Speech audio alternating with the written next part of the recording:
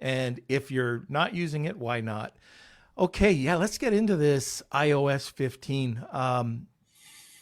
It sounds like it's going to be a nightmare.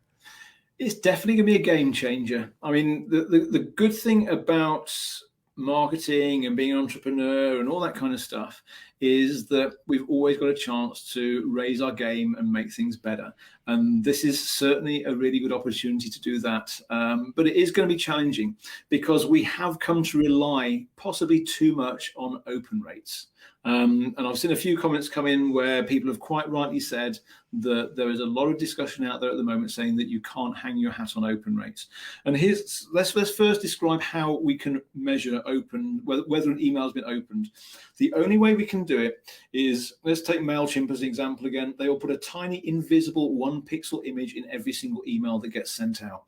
When you open that email, the pixel gets loaded, a message goes back to MailChimp, and that's how they know. But a lot of email clients give you the option of blocking those images. So if you've got images not working, then no one sees if you've opened the email. And typically I will find that about maybe 90 to 95% of emails that get sent out do get tracked at the moment, maybe even more than that. In the bad old days, Google and I think Outlook was a big offender here. They would block a lot of those images unless people explicitly enabled it. But the world has changed. So on the whole now, email open tracking is accurate. But this is where Apple are about to whip the rug from under us. Because it's going to be, 6-8 weeks ago now? I've lost track of when it was. I think it was sometime in July. Apple announced iOS 15. Big fanfare, lots of new features. But there was one that had email marketers slightly wobbly, shall we say, because they've announced something called email privacy. So when you upgrade your Apple device to iOS 15, or if you upgrade your Mac to the latest version of macOS when that comes out, there's going to be a new option, and you'll get asked a question when you upgrade. It'll say, do you want to subscribe to this email privacy? And if you subscribe to it, it means that they will start hiding the open tracking data. So the way they're going to do it, they're going to preload all the images in an email.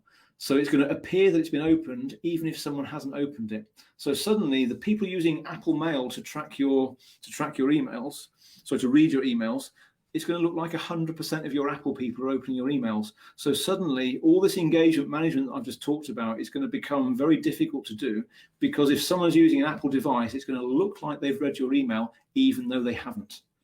So that's going to be a bit of a challenge, because it's easy to say we need to just focus on who's clicked links in our emails.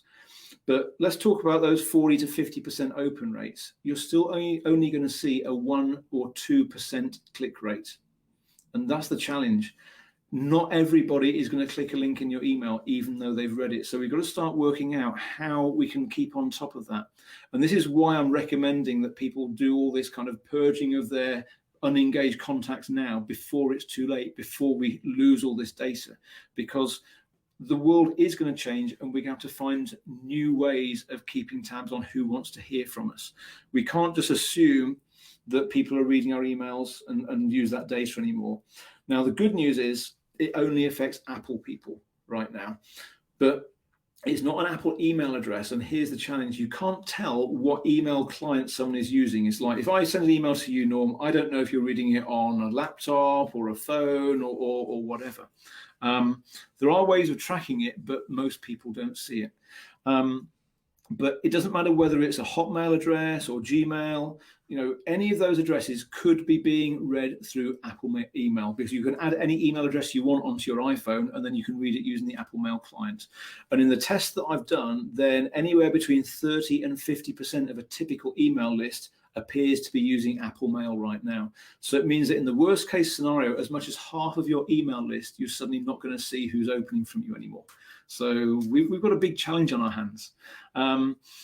So one of the things that I haven't mentioned yet, I've spent a lot of time in the last few years writing software. The first bit of software I wrote and released in 2015 was all about email deliverability for Infusionsoft. And then about 3 or 4 years ago, I released something that's become Deliverability Dashboard, which is a whole set of tools that help you manage your email deliverability. And the latest software that I've written in the last month or so is a way of actually identifying who is using Apple, who isn't using Apple, which doesn't really help us if they are using Apple, because we still won't know if they've read the emails or not.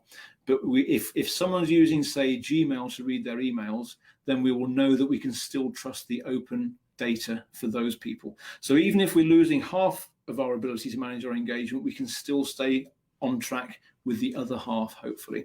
And then what it's going to be about then is just being a lot more aggressive with our engagement management. What I normally suggest people is, if someone gets to 90 days and they haven't opened anything, you're going to send them a couple of automated emails saying, hey, are you still here? Do you want to read my emails? I've got some super content for you, or whatever.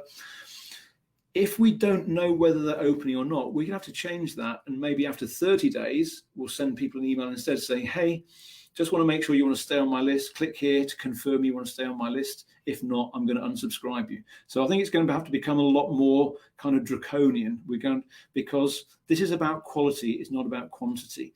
And one of the biggest challenges I have is suggesting that people do sacrifice all of these unengaged people from their email list, because there's a lot of FOMO here. People are thinking, well, hang on, this guy might still come back and buy something at some point. So people don't like getting rid of their unengaged contacts. But it is very, very important to do that, because, as I mentioned earlier on, if you're sending emails to those folks that have opened 90 days ago or longer, you're only going to get a 3, 4, 5% open rate, something like that. And a really low open rate like that hurts your email reputation like you couldn't imagine. So that's why it's so important to let those folks go. And the annoying thing is, just because we can't see who's opening our emails anymore in the future, Google still can, Microsoft still can. So that's the problem. We've still got to manage our engagement, even though we're having our eyes and ears taken away from us pretty much. So it just means we have to assume, worst case, that people aren't reading and say, prove to me that you still want it. And that means that our email lists are going to shrink, but the quality will stay high. And that's what really matters here. Keep that quality as much as possible. There's so many ways of keeping your audience engaged and entertained, because like you said, Norm, when someone opts into your mail list, it's not about proposing marriage on the first date. We're not selling stuff. We're sharing stories, we're educating, we're informing, we're entertaining. And the more we do that, the more people are going to want to hear from us, the more they'll want to receive our emails. And then when we say, hey, do you still want to hear from me? They're going to say yes. And that's the time when you can make the right offers to the right people, because you can see who's engaging, you can see who's clicking on your different links and information you're sharing. Those are the guys that you then send those offers to as well, because you can really segment down by what people's behavior is. And just because we're losing the ability to see who's opening things, everything else is still going to be okay. Yeah, I like the idea of almost reverse psychology. Yeah, I'm starting to get those type of emails right now. You know, it's just like, what? Maybe I should click on it. The guy's playing with my head a little bit. But yeah, that's a really great idea. One of the other things I was wondering about, especially like with the MailChimps of the world, or the Gmail, or what is it, Google Suite now, or Google Workspace. Yep. And you blast out. Lunch with the